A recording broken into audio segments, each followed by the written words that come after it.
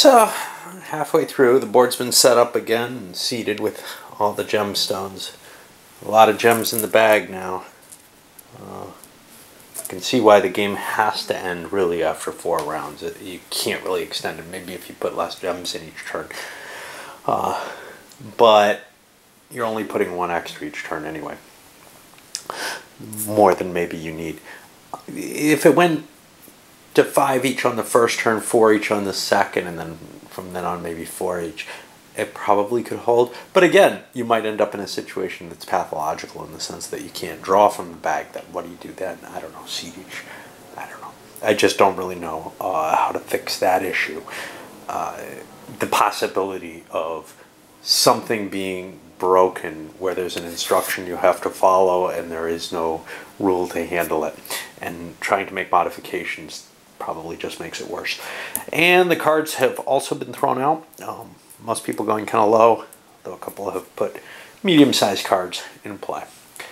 There's not a lot here to talk about. There's not much of a story to this game. You're just putting your flags down and trying to get what you can.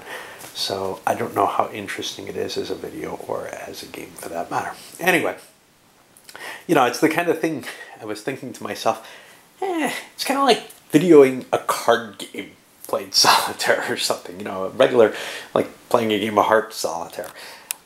There's not a lot of reason behind it. And for me, there's not a lot of enjoyment to something like that.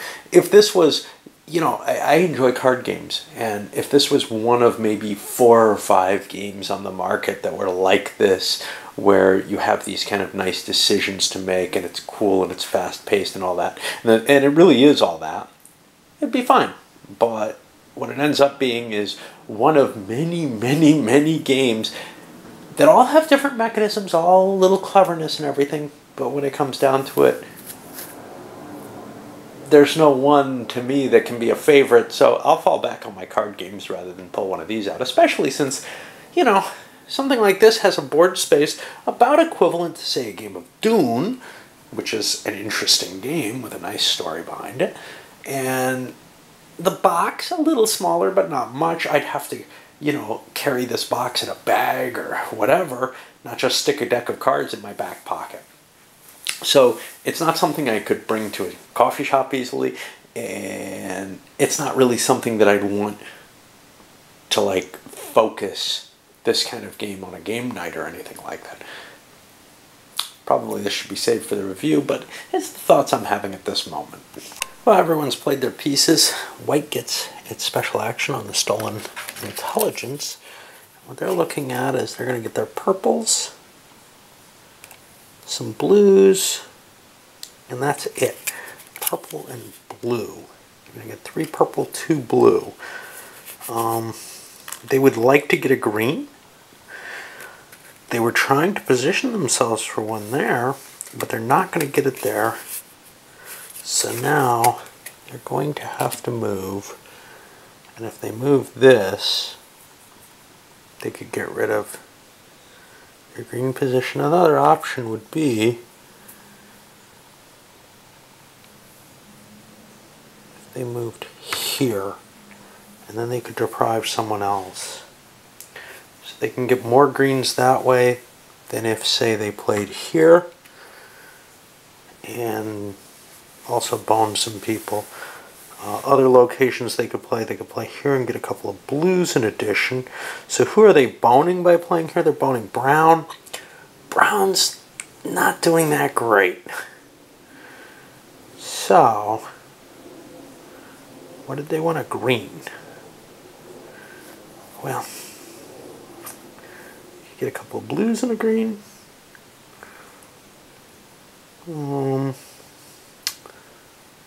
Oh, they're getting a green there. Oh no, that's teal that's getting that. Alright, I can't think straight when I'm trying to look at too many things at once. So they're getting their purples that they want.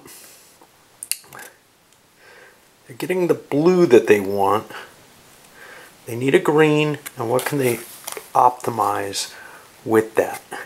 Hard to tell. I'll just go with I'll go with this and get them those blues. Okay. So let's, well, no, that only hurts red, really. They don't need to hurt red. They'd rather hurt brown than red. But they're not hurting brown. Not there. Okay. So, might as well hurt someone and get something. It looks good. Okay. Of course, they'd get more greens if they played here. And they'd hurt teal, who's doing better. Yeah, they're going to play here. That's why they wanted to do that. All right, let's position out the points. Dark blue gets this, and this, and this. Red gets these. These go to dark blue.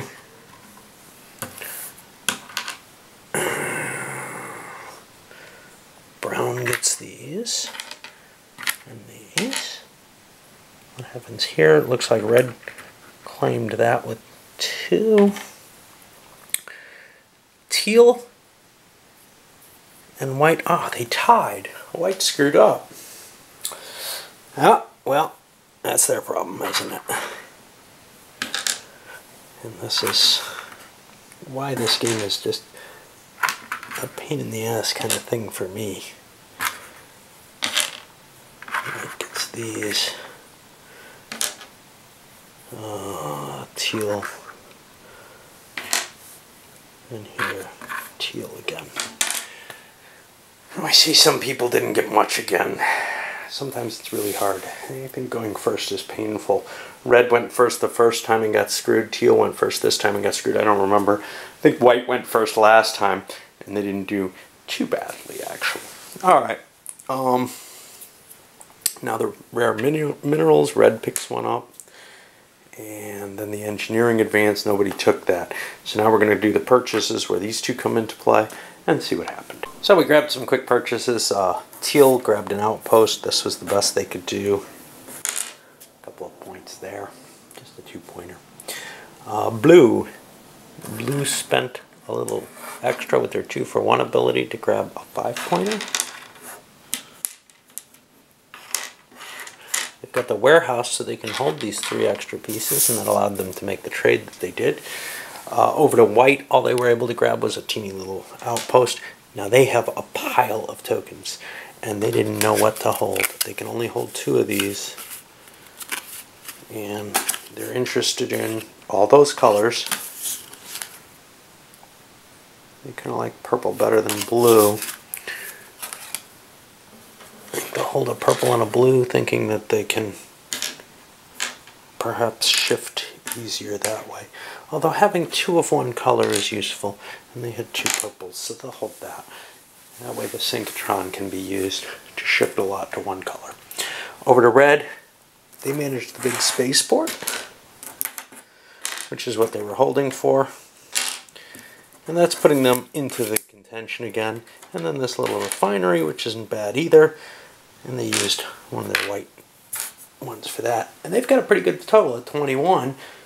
20 for white.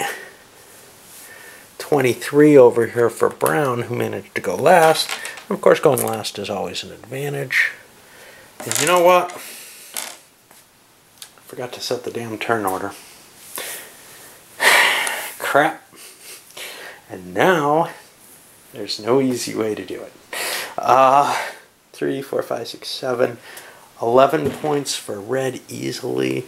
3, 4, 5, 6, 7.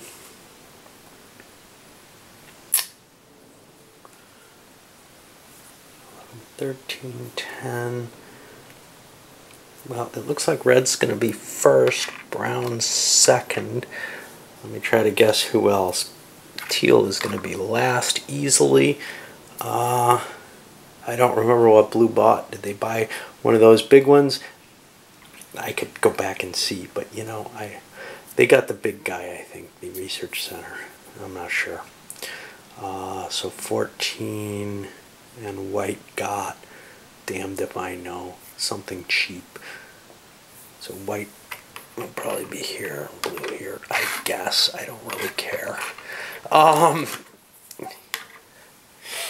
Okay, well, yeah, it's kind of that exciting.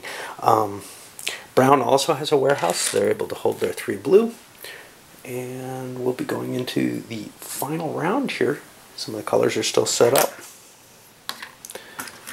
And I'll just put these away. I'll come back for the last turn. Show you guys how that ends up.